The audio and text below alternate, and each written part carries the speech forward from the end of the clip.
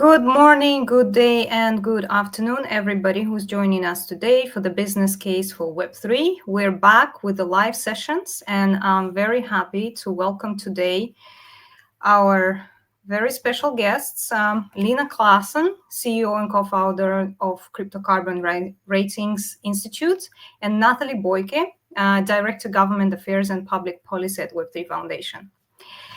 In the view of ongoing COP29 and discussions of the crypto industry, surge of Bitcoin, sustainability is an important topic that we're going to unpack today. And our guests have deep expertise in the field of policy, sustainability, and we're also going to discuss in-depth recent research published by CCRI on Bitcoin mining, green mining initiative. So I'm happy to bring on stage Lena. Hello, Lena. How are you today? I'm good. Hello. Nice to be here. Thank you for joining us, Lena. Can you please introduce yourself? What is your background? How did you get in the space? And what does Crypto Research Institute do? Sure. First of all, hi everyone. It's a pleasure to be here. My name is Lena Klaaßen. I am a co-founder of CCRI, Cryptocarbon Ratings Institute, which is a data provision company for sustainability aspects on crypto assets. And me and my co-founders actually already started looking into the topic quite some years ago in 2016-17. And back then, we were still all in academic research. So we researched on the topic of climate impacts back then, mainly focusing on Bitcoin at MIT in the US and at the Technical University of Munich. And this was more a side project for us, but we then landed the first major publication on the topic in 2029, which was covered quite well in the media and received quite a bit of attention.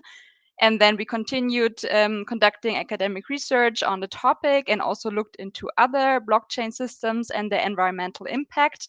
And then the story shifted a bit in 2021 when there was increasingly demand from the industry on sustainability data on crypto assets. And this is how CCRI was born. So we then founded CCRI as a company. And since then, we have assessed a large number of networks regarding their environmental impact. So we looked at the electricity consumption and GHG emissions of proof of work and proof of stake networks, and also developed related methodologies. And since this year, our company got again a bit of a different spin when the upcoming market and crypto asset regulation, in short MiCA, was introduced, that now mandates disclosure of sustainability indicators of crypto assets. On a mandatory level. And so our data can be used for this purpose, but also other purposes such as carbon accounting for crypto-related activities. So this is the short version of what we are doing at CCRI. Fascinating. Thank you, Lena. I think CCRI is the leading institution in our space that really does this in-depth research, and a lot of data that I personally used to present at the COP last year came from your institute, and I'm very excited to dive deeper today into some of the latest papers and trends. But before that, I would like to bring Nathalie on stage and introduce you. Nathalie. Hi, Nathalie. Hi. Welcome. Hi, everybody. Can you please introduce yourself? Tell us how you got into policy, and specifically policy in the Web3 space, and how you joined Web3 Foundation and why. So, I mean, it's not a straightforward journey. I've studied political science and journalism, and then eventually went into an NGO and later on into asset management, banking, where I started diving into sustainability topics, so sustainable investing. And I also wrote my master thesis eventually about sustainable investment funds. And I really learned in 2016, 17 about that quite a bit. And it was fascinating. I think back then it kind of was already starting, and there were like investment funds focusing on sustainability criteria and how you measure it and how you compare an oil company to a solar company. Obviously, you can't do that. And that was very interesting, and it was a push, or the idea was that the finance industry, like you have active voting as a shareholder, and if you're a big shareholder, you actually have some power over these corporate companies. And the idea was some sort of activism, green activism, pushing companies to act greener through their shareholders. So investment funds would use active voting rights to influence companies to act more sustainable. So I found that very interesting back then, the way that went, and wrote a master thesis about that. And then later on, I was doing mainly communications and investor relations for big corporations, and went into political consulting later on. And there I focused more on tech companies, and somewhere in between COVID happened, and I was sitting at home, and while other people were learning how to bake really good bread, I learned about crypto, and the more I read about it, the more hooked I got. And ever since I'm in it, and I realized it's a completely new field with a lot of opportunities, especially the aspect of decentralization was interesting to me. And I've realized that this will disrupt a lot of regulations, and also the finance industry, and also the internet entirely. So I was very intrigued, and that's how I got into it. And I've advised a lot of companies on political and the political sphere and regulations affecting those tech companies. And I thought if there is an industry that will need that, it's crypto and blockchain, because that's something completely new and incomparable. That's a fascinating story, Nathalie, and I'm looking forward to unpack some of the upcoming regulations. MiCA, of course, is on top of the mind of everybody. Since January 2025, we are going to see some new trends, new dimensions, new directions, and sustainability will become an important topic. So I want to discuss with both of you. So what are you working on? What are you looking forward to? And what is the work that you are currently focusing in sustainability and ESG domain? Lena, would you like to go first? Mm-hmm. Sure. So I think for us, it's mainly three aspects. So the first one is really to provide comparable data on environmental impacts of crypto assets, and thereby also foster transparency in the industry. So for example, we have an indices website where we present a large share of our data, which can be also used for non-commercial purposes. You also mentioned that you are sometimes using some of our data in your presentation, and I think that's really our goal, to make this data widely available and to foster transparency here. I think the second aspect for us is that we really want to work also as an industry towards more robust methodologies, and methodologies that everyone can agree on assessing environmental aspects of crypto assets. And this is also why we publish many of our methodologies, and also publish our input data, to make this available to the community to comment on it, but also to see what we are actually doing behind the stage, so that it's reliable, and one can also reproduce it and trace the sources down. And the last thing is that we would like to support the industry with our data to adhere to the regulatory requirements. So MiCA is for sure one, and right now the most discussed one, because it's upcoming so soon. But there are also other regulations on the horizon. So for example, in California, there will be a mandate to disclose carbon footprints of companies over the next years. And this is also something that might be relevant for crypto-related data. And we have already been contacted about that companies in California are thinking about how to assess crypto-related emissions to adhere to this regulation. So these are the three main aspects that we are focusing right now on. Lena, can you talk a little bit more about the methodology that you use? So how does your research, begin? So companies contact you, what happened next? What data do they have to provide to you? And how do you ensure that this is an independent research and really no company influences the outcome of the research? Mm-hmm. So we have a standardized methodology depending on the type of crypto asset. So for example, we have different methodologies for proof of work, proof of stake, and for example, tokens, which are the main three we are looking at. And we use the standardized methodology to assess each of the networks. We also assess networks where it's also not possible to work together with the network itself, because for Bitcoin, with who would you work now with in order to come up with an assessment? So there we publish our methodologies to do so. For example, for proof of work, this is a techno-economic approach where we look at the hash rate as one of the main input, and efficiency of the hardware as another main input to come up with the electricity consumption. And then we look at the location of mining companies in order to derive the network intensity of the CO2 intensity of the network, and then to calculate the GHG emission. And for proof of stake, for example, we take a different approach, as it's a different kind of consensus mechanism. So there we set up nodes in the network. We can really measure the electricity here. And based on that, we can model the electricity consumption of the entire network by feeding in daily node counts, daily transaction counts, and to provide then an assessment of the network. And then based on these standardized methodologies, which we also publish and are available on our website, we can then make this data available to our clients or to the general public for non-commercial purposes. And Nathalie, what are you observing, like in terms of the demand from the industry, the relevance of such research, and the general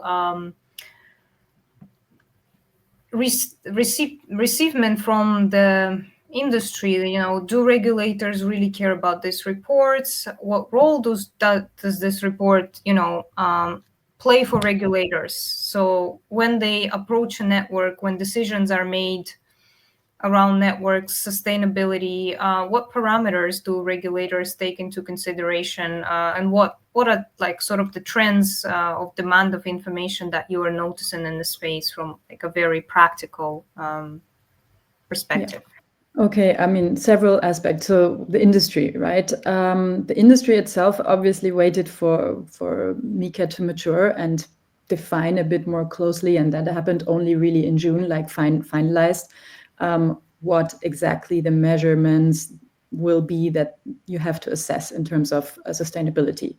And once that happened, everybody, I guess, tried to assess whether or not they have to or want to, on a voluntary base, provide this data. So the sustainability data is not mandatory for every single project. So you have to meet the definitions. You have to be a new project as of January or 2025. And you have to, there's certain other measures. But I think the key point here, even if you don't have to provide sustainability data, is that if you want your token to be traded on an exchange, whatever token is to be traded on an exchange, or a CASP as they call it in MiCA, has to provide sustainability data. MiCA doesn't say who has to provide it, but there has to be sustainability data. And here's the pressure point. I mean, the pressure comes on whichever entity needs this the most. Does the startup need to be listed on an exchange more than the exchange needs you? So, I mean, this will affect small startups more than maybe big established blockchains, right, that have more negotiation power here. So, and then the other aspect is the deadlines. So if projects don't deliver the sustainability data and exchanges would rely on them, they have to be compliant by December, or like basically finish everything by December this year. So the exchanges. So most of the exchanges, as far as I understood, are taking over the responsibility of providing sustainability data for the tokens they are listing. Also because this data has to be comparable, right? So if you imagine every token issuer would deliver different metrics that then the exchange has to list and they wouldn't match, that would be also an issue. So due to time issues, I feel that most of the exchanges are doing it themselves. And they're also the first ones to face legal limitations and have to basically delist all their token, which they cannot do if that were the case. MiCA has more obligations, which have more time, like a MiCA white paper, for example. And this is something where basically the same discussion will happen, but we have more time for that.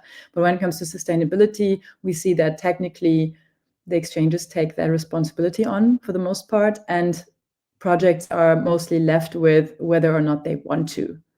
Or if they're very small, they're maybe forced to provide the data to the exchange, because the exchange is, hey, you know what, we can live without you. Can you live without us? So, but for comparison reasons, exchanges are doing it themselves. So the question is, do projects voluntarily do it or not? I see more and more projects actually deciding to do it and to come out with sustainability data as a service to their community, as a sign of goodwill, as a sign of we care about the environment. So I will say that the regulation, if you love it or if you don't love it, certainly kicked off this awareness and the need or the realization that maybe we should talk about this and be transparent about this, especially considering that the industry starting with proof of work has a bad image, and a lot of non-blockchain people are not aware that proof of stake is a completely different animal. So a lot of politicians I face still have this proof of work image in their head, and you have to educate them on proof of stake. And so in terms of improving the industry's image, transparency, and talking about the energy consumption is, I think, essential. And a lot of projects have realized that. No, that's good news. That's positive news. So if we compare 2017, 2020, 2024, there is a clear pathway towards sustainability and acknowledging that being energy efficient, emitting less is important for the projects. And also my experience with communities is that community members, especially artists, NFT artists, were very concerned about using sustainable blockchains, not producing, because there are lots of artists in sustainability domain who contribute to climate action, and then if the artist is minting their artwork as a non-fungible token on a proof of work blockchain, is then emitting, it really doesn't go along with their philosophy and with their values. And also we've seen Ethereum migrating from proof of work from proof of stake. Lena, what's your take on overall sort of sentiment in the industry, and how do you perceive this change from the companies you work with? Do you feel like there is more demand for this research, for the information? Where does this demand mainly come from? Is it like more communities driven, or is a top down approach when the CEOs of projects come to you and say, well, we really want to make sure that we're compliant? But is this compliance due to the regulators' pressure or due to community pressure? I think it's always a mix of all, but if I needed to decide, I would clearly say it's driven by the regulation. So CCRI has been already active for some years, so we have been 2 or 3 years active in a purely voluntary environment, so to say. So this has been possible. People were interested in the topic. It's not the case that we didn't talk about the topic at all before, but the entire sentiment changed now with people that are really obliged to do this. They have this in their priority list. They need to solve this and even have a deadline for that. And these are things that are totally new for the industry, and that changed the entire demand, for example, on our data. But also the priority for the topic itself, that big institutions are taking it seriously. I think Nathalie described really well how the dynamics within MiCA work, so that a responsibility is shifted from the one to the other side, and depending on who you are, you might feel more responsibility than someone else. And I think this was also, I don't know, but I think this was also a bit intended by the regulator, because they also said in their consultation packages that they want also the big cast to take the lead. And I think it makes sense that now the big casts are also the first one to feel this pressure really intensely. So this is what we are seeing right now. And I think what would be interesting now is how this also trickles down maybe to other regions. So this is the European Union. This is for all companies relevant that are targeting clients within the European Union, which are a lot, because even though if you're not located in the EU, you are still targeted. But I think it's very interesting to see how this will also evolve within other jurisdictions. So how are they taking MiCA as a blueprint or not? And I think this will be also decided upon the question if how MiCA will be organized in the end, if this is perceived as a good regulation with good implementation, or if it is perceived as something that didn't turn out so well. So, but I think that's not entirely decided yet. But I think for now, the general direction is perceived quite well, I have the feeling. Very interesting. And Lena, I wanted to dive a little bit deeper in one of the recent research papers that CCRI took part in. It's talking about PayPal's blockchain research group and strategic collaboration with Energy Web and DMG blockchain solutions that initiated the Green Mining Initiative. Could you please describe the envisioned mechanism of this Green Mining Initiative and, any sort of learning points that takeaways about the sustainability of Bitcoin and incentives for miners? What would really move the industry towards being more green and more compliant with the green regulations? Mm-hmm. So I think this is an interesting example now, because this is something that has nothing directly to do with MiCA. It is something which is now very focused on Bitcoin and not focused on all crypto assets, as opposed to MiCA. And in April this year, PayPal shared some information in a paper on their website on this so-called Green Mining Initiative, which PayPal's blockchain research group initiated in a strategic collaboration with Energy Web and DMG blockchain solutions. And the idea behind this initiative is that green miners receive a low carbon accreditation for their operations from Energy Web, which is one of the partners in this initiative, that has developed a clean energy validation platform. And then everyone who would be participating in the Green Mining Initiative can route their transactions via the certified green miners and incentivize them financially by a locked reward that only these eligible green certified miners can unlock. And thus, other miners will be incentivized to also become a green certified miner and profit from these extra rewards from the Green Mining Initiative. And through this process, the Green Mining Initiative aims to an increasing share of green energy that fuels the total hash rate. And while this only seems to be like a concept so far, this shows a bit how decarbonization of the Bitcoin network can be triggered by the ones using them. For example, anyone who is participating in the Green Mining Initiative. So this is why we also took a closer look at it, because it's a quite interesting approach, because there have been some attempts in this direction, but nothing really worked well so far. And this is a new approach to do this, and I think it's worth to take a closer look at it and observe it as it evolves. That is interesting. And Lena, what do you think about incentives? Would there be is there any observation you can drive from the experience, the companies that you've witnessed? Does the size of incentive matter? Is it always better to reward miners in precious asset like Bitcoin, or is it even possible to sort of just say, I'm talking more about candy and a punishment like regulation, because we always talk about, okay, there is an incentive for you to switch to more sustainable sources, to be greener, to take care of the planet, environment. But if you don't comply with this incentive, if that's not enough, then regulators tighten the measures, and they sort of have to enforce people into complying with the law. So do you think, we are at the stage where incentives really work and people are excited about incentives, or do we need more tight regulations at this point to really move the needle? Mm-hmm. So I cannot say for sure how miners would react to incentives as miners are also not one of our client groups, so I do not have so much direct conversations here.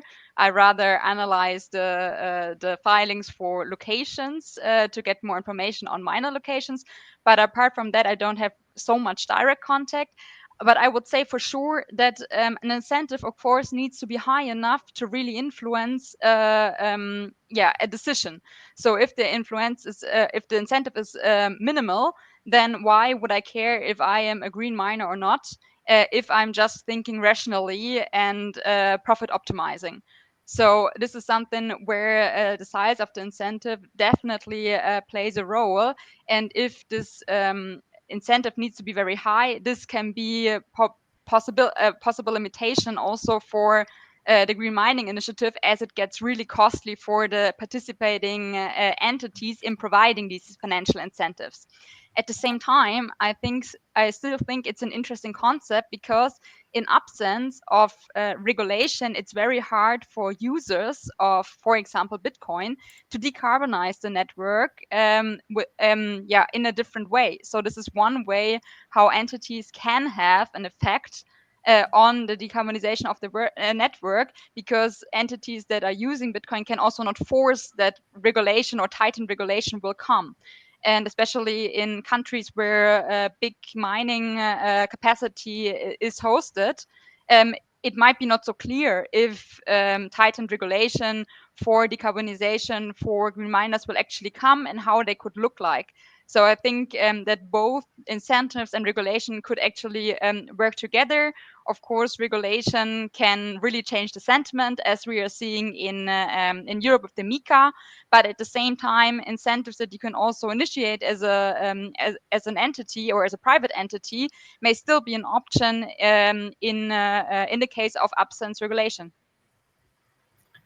And Lena, you mentioned you have an overview of the map where miners are located. From the top of your head, what are the key locations where you see the increase of mining? Is it Europe that's leading, China, and maybe you have some insights on, what drives that? Is it the environment, again, regulatory environment, technological advancement of the countries these miners are located in?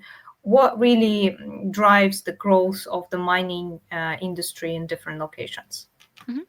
So within the mining industry, there we have observed some major changes over the past years. So historically, much of the mining power was located in China.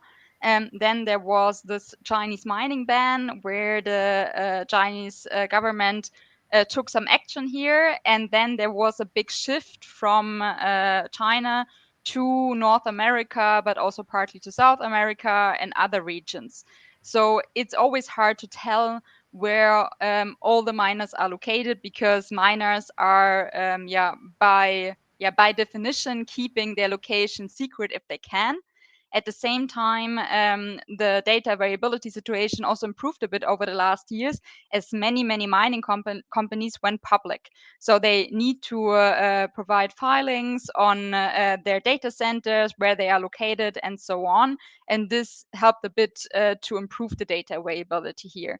And we definitely see that the US, for example, but also Canada and also South America, developed into important host countries for mining, and especially the Bitcoin mining.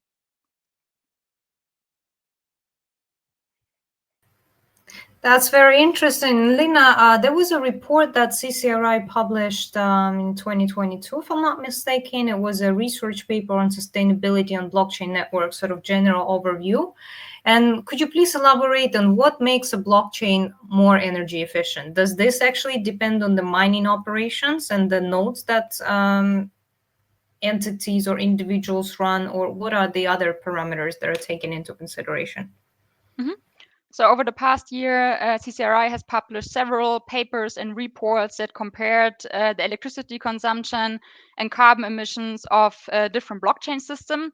And I think it's important to note here that there is not this one metric that can ultimately describe the energy efficiency, because you can think of energy efficiency on multiple dimensions. You can think of the total electricity consumption of a network. But this favors, of course, smaller networks because they are just smaller in size and therefore need less electricity. At the same time, you can look at performance-based measures such as the electricity consumption by transaction or by node or by market capitalization. And one blockchain system may perform better than the other in one metric, but depending on the metric, this can also change. So what we are doing is that we take an approach of looking at the total electricity consumption, but also several performance metrics to really provide a holistic picture here and also show different dimensions of energy efficiency. And what introduces or what influences here, of course, the sustainability performance is, of course, how energy efficient is a blockchain system. So how much energy does it need? As I said, you could look at this per node, per transaction, and so on. But of course, also to really look at the environmental impact, it's important to look at the carbon intensity of the electricity used. So from which technologies is the electricity produced, and this helps then to calculate the GHG emissions. So in the long run, or ultimately, but this is the case for all industries, we need to decouple electricity or energy use from GHG emissions. So of course, if mining networks can incentivize or foster miners or node operators to reduce their carbon intensity of the electricity, this will make the network more sustainable. And Lena, when you deal with very complex networks, like for example Polkadot, it's very decentralized network, has other chains attached to the relay chain, really diversity in geographies and companies and nodes. How do you approach such complex measures? Do you also go into measuring, let's say, operations of a company headquarter? Do you take into consideration if the team rents a physical office, consumes electricity, or is it only the measure of the actual network, but just nodes, and like this is the blockchain infrastructure and this is how much it consumes and this is how much CO2 it produces? Or you also have other parameters to look at in terms of operational activities around running these blockchains? So we are really looking at the blockchain system itself, which is also the level of analysis that is required in the MiCA. We are not also doing the corporate carbon footprinting behind it. So this would be what many companies already focus on, which is probably the same for a blockchain company. Then for every other company, you have emissions from the headquarter, from business flights, from commuting, and so on. So this is not what we are focusing on. These would be the watersheds or epiphanies of this world. We are really looking at the blockchain system itself, and as you correctly said, at the node operations. And for this, this is really complex and still really decentralized, as you just said. But we should also not forget that the blockchain is also offering great opportunities for analysis here. So there is actually a lot of data, especially on the blockchain infrastructure itself, that is available. So we can have an understanding of the node count, of the transaction count, or also in proof of work networks of the hash rate.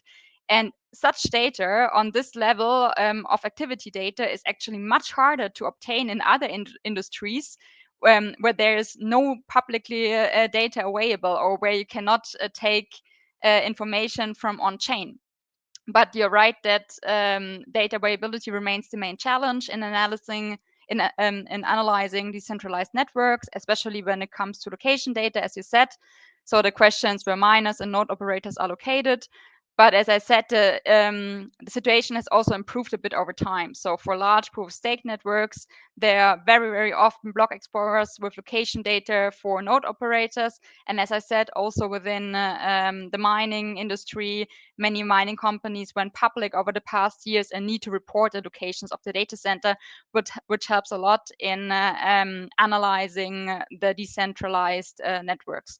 But you're right, data availability is an issue, and we need also to take some assumptions in the end to come up with a final number here. And do you see any or rather, would you be implementing any improvements or asking companies for any more data on their operations to improve this this level of detail on the report? Or do you think there's anything that can be improved by the industry in terms of transparency and voluntarily reporting on energy? Would it be a reliable information actually if companies start submitting their reports, or even using blockchains? Like, for example, we will come up with more explorers, with more tools that allow for public, for token holders, for community to see multiple blockchains and ESG data reporting. Do you think that would be something that blockchains will go for, or are we still at the point where we need centralized entities like research institute to come to companies and say, well, you need to comply with this and that? Are we at that level of consciousness in the space that there's this drive and assertion around building such tools to actually be more and more transparent about energy consumption? Mm-hmm. So I think having public data on blockchains is really useful to do such analysis. And it should be also kept in mind that such data explorers show also data for many other purposes. So having an overview of the transaction count is something that we also use as an input, but is something that might be relevant to many other business models as well. So this is not a sustainability report then that companies or development teams will be publishing, but just making available and open source their data, which is the aim of many blockchain systems anyway. So I think this publicly available data is something that we can leverage for environmental assessments. At the same time, I think that if sustainability reports should be published, then the industry should focus also on taking into account commonly established carbon accounting frameworks, such as the Greenhouse Gas Protocol, for example, to really report in a standardized and commonly accepted way, for example, on the greenhouse gas emissions, and not making claims with directly including offsets within, which is something which is actually not allowed under the GHG protocol, to make it also more comparable to other industries. And I think this is especially relevant for mining companies that have most of their emissions from their operations also under control. So it's only their scope 1 and 2. So it's easier actually to report on that. And there, I think they could really profit also from leveraging these experiences that other industries that are active in data center operations, like the Googles and Microsofts of the world, have already many years of experience in. And it's actually not something entirely new to report on that in a standardized way.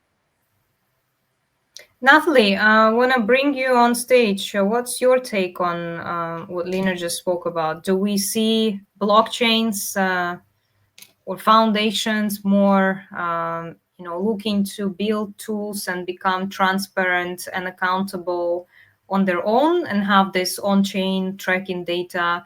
Or is there more expectation for and sort of reliance on third parties to conduct such research and work with regulators? And is it more top-down or bottom-up? I don't think it's bottom-up. I think for now, we said that before, right? There are projects that see a point in voluntarily distributing the data, but the kickoff certainly came from a regulatory corner, right? So that had to happen, and that was, and also Lena said that before, that she felt a definite shift in how people were addressing the topic of sustainability once the regulations kicked in. So I guess it needs this initial kick, and that happened now. But I'm pretty sure it will not be the last regulatory demand in terms of regulations, because if we look at the finance industry, that's a good reference.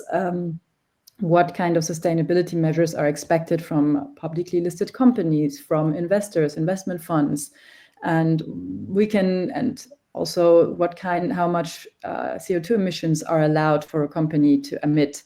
There's a lot of standards that are giving a benchmark for what is to expect maybe from blockchain. On the other hand, Lena said that blockchains by nature are more transparent. On the blockchain, it's easier to get the data. Maybe we will find new ways to find third parties that have a business model actually focusing on the data, rather than finding an intermediary that has to be held responsible for that data. And Nathalie, when it comes to conversations with investors and general, sentiment in the industry, because we are shifting towards more of a institutional growth in the space.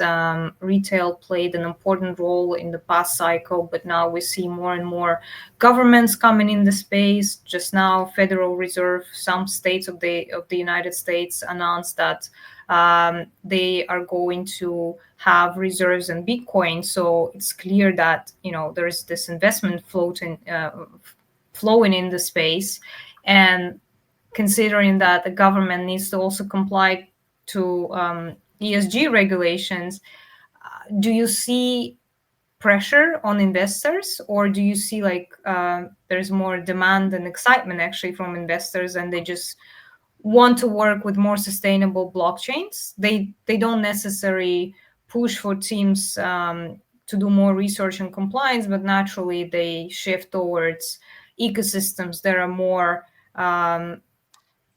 caring about sustainability. I mean, I don't think anything ever happens naturally. I mean, I think the kickoff was always from a regulatory side. And if you look from a regulatory side, what is the pressure points governments have really, right? So if you want to make companies change the way they're acting, you have to tackle them at their source, and that's investors, right? So making investors have a certain amount of sustainable investments in their portfolio, then proceeds into pressure on the companies themselves. So, for example, already a decade ago, for example, publicly listed funds, public funds from pension funds, for example, were by law obliged to have a certain amount of sustainable conform companies they had to invest into, and that's by law. And then once they are forced to, they will ask questions. And I think crypto funds are no exception here. And also, I guess it's an indicator of good governance to have sustainable data and awareness, considering the regulatory environments and also being part of society. So I think investors are asking these questions, and the politicians know that this is a pressure point, and we see that in other regulations. Yeah, there are a lot of international initiatives actually also targeting the whole climate topic.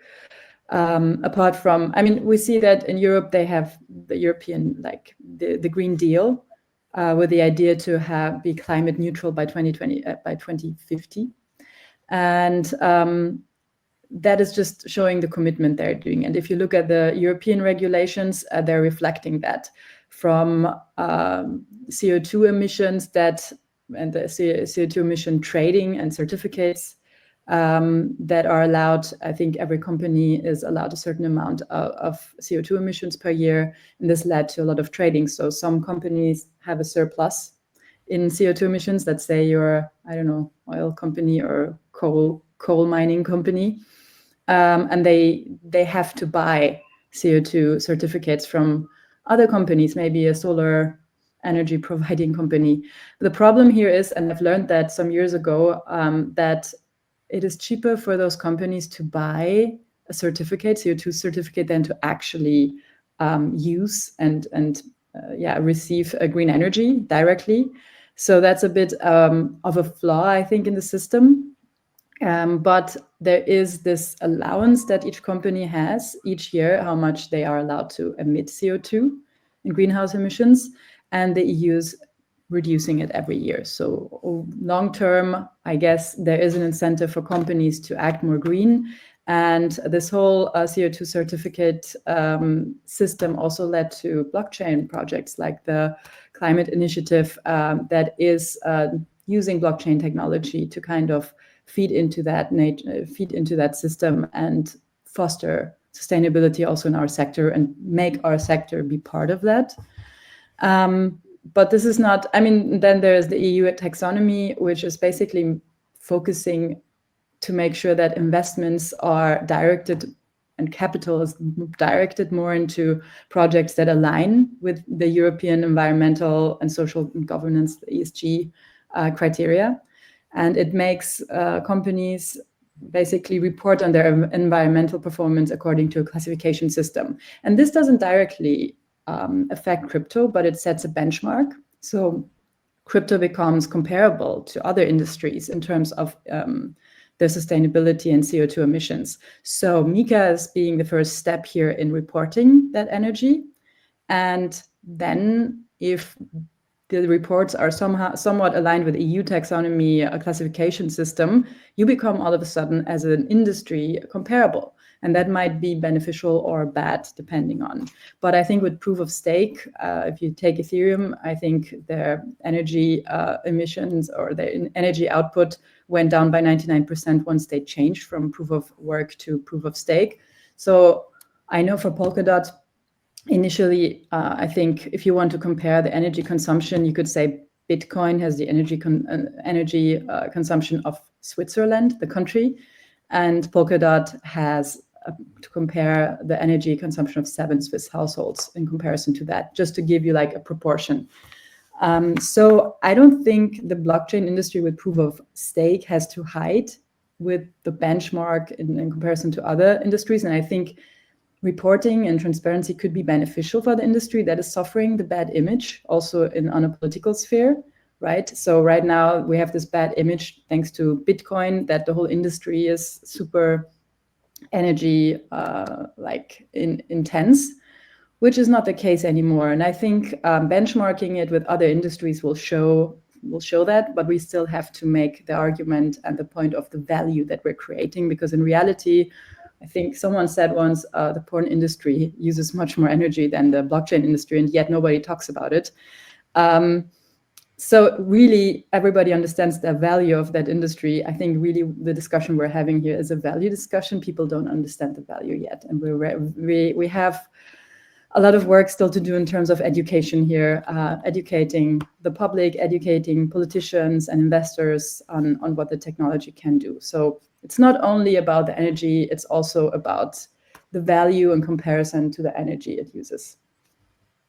So. Absolutely agree with you, Nathalie, here, because we're also talking about blockchain industry, becoming fundamental infrastructure for financial sector. So what was the debate a couple of years ago when DeFi summer began, that banks aren't transparent, banks that state that their transactions are sustainable and green, and then they reached zero emissions.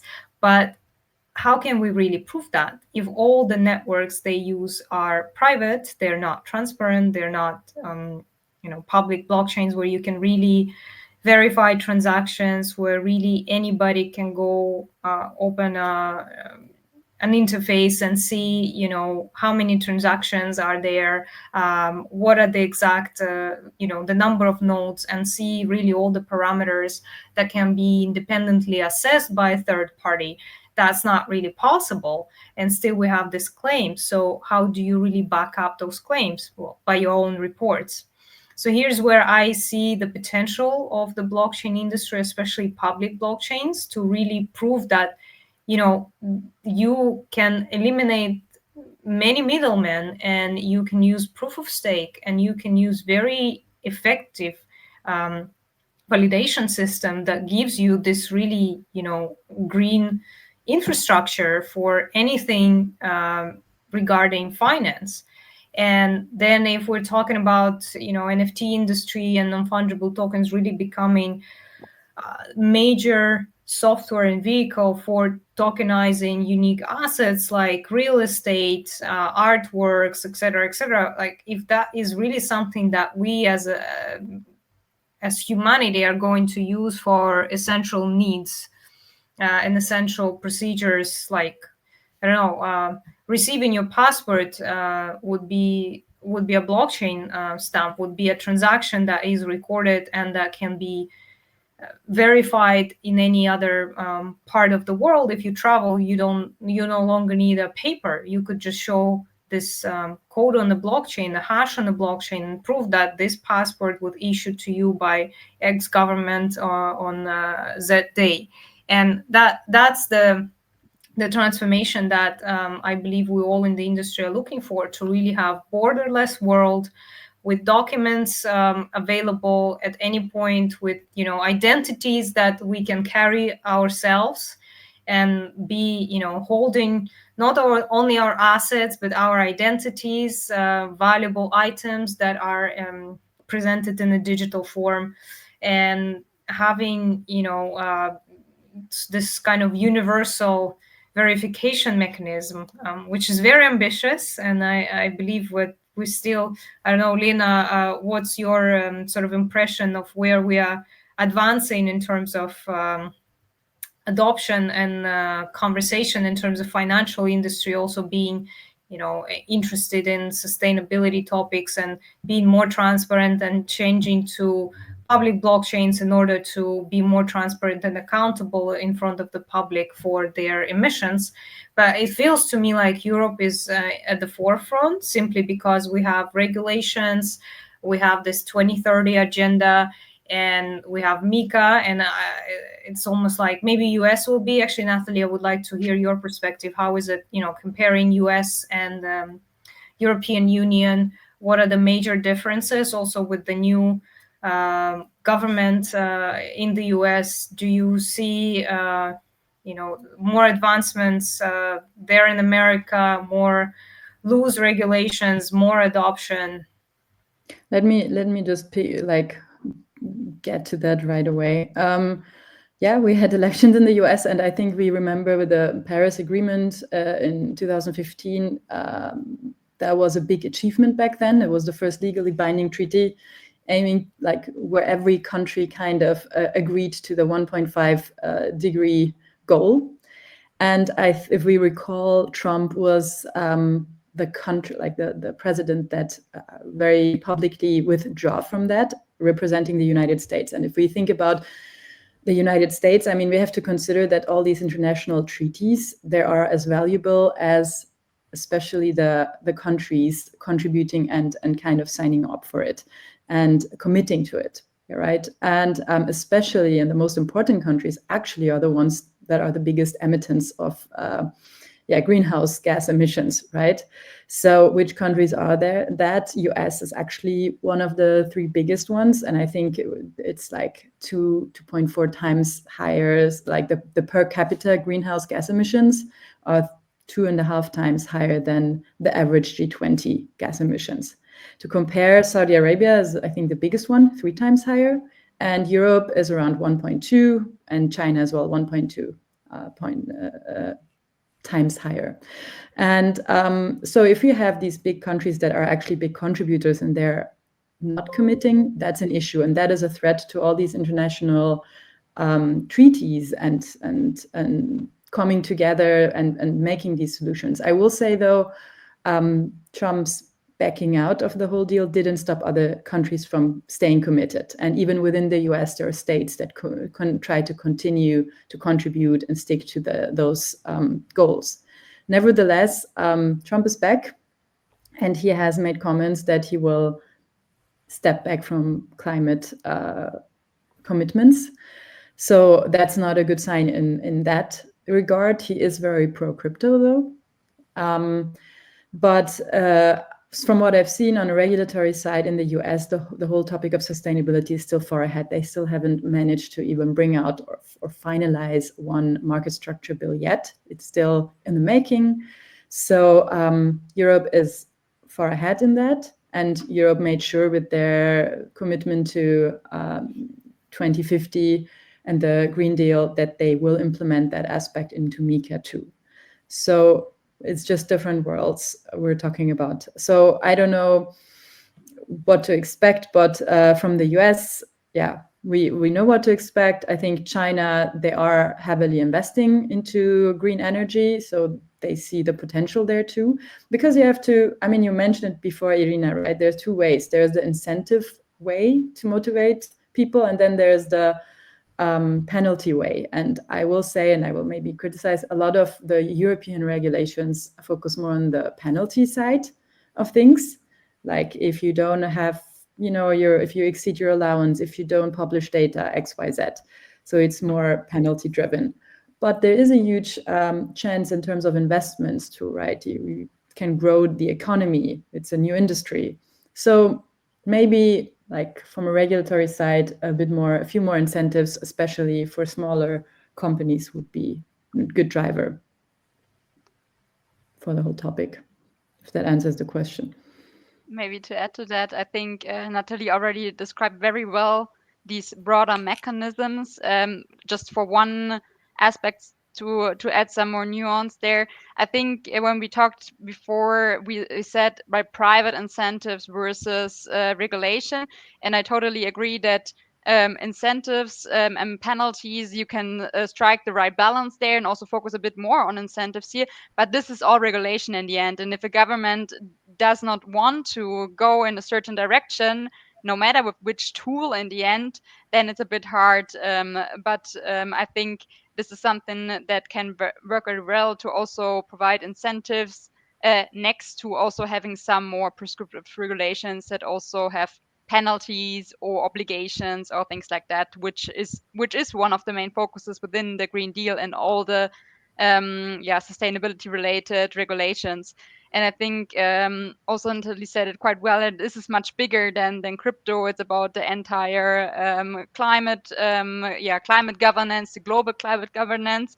But also, I think before you asked Irina about the financial industry and how they are handling sustainability, and I think in a sense, it's quite similar to what we have discussed within crypto before. Now that regulations are coming in, people now need to think of how they approach it and how they can comply with that. But entirely focusing on voluntary action is something that, from my perspective, didn't work so well over the past years.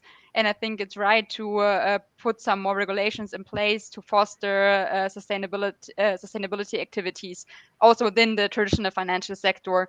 But I think then the point from Nathalie comes in that the right balance needs to be struck between incentives and penalties. Well, thank you so much for your inputs and thoughts and some of the industry trends. This is very insightful conversation we had today, and we're coming to the end of already an hour discussion. So thank you for very valuable input. And I would like to ask you for your final thoughts. And since the topic of our podcast is the business case for Web3, do you see the potential of sustainability as a topic to drive more companies, more businesses into the Web3 space? What's your take on corporations? Because companies like Energy Web, they work with Vodafone, Shell, like disrupting traditional corporations and adding value there in terms of verification of sustainable energy sources, even individual vehicles. So on different level of on the level of individual person as well as on the level of operations of the entire company. And there are many more companies coming in the space. There is a movement of regenerative finance, which was very popular in the last cycle. But of course, due to the volatility of our industry, any fundraising activities, any like financial channeling into NGOs and all this sustainable initiatives always depends heavily on the cycle we're at. Well, right now we're in a very exciting moment of the market booming. So what's your view on the business opportunities, growth of the industry and regulations? And also like you to share like your personal projects and your personal aspirations for the year to come. Lena, let's start with you. Okay, so when you talk about sustainability as a business case within crypto, I think one of the most important one is transparency. So Nathalie already mentioned that crypto sometimes has a bad image in terms of sustainability, and I think the increased transparency on environmental impacts of different blockchain systems can really help to differentiate between different systems and their energy intensiveness to then drive further adoption, which is in line with what companies want in terms of sustainability or environmental sustainability. So I think this is an important opportunity as a business case for sustainability, which is now also what we are hearing more and more from the industry, that they also perceive now MiCA as a chance rather than only a duty to provide more transparency on this side. And I think my personal aspiration within data provision company is quite clear. So we want to continue providing comparable data on sustainability impacts.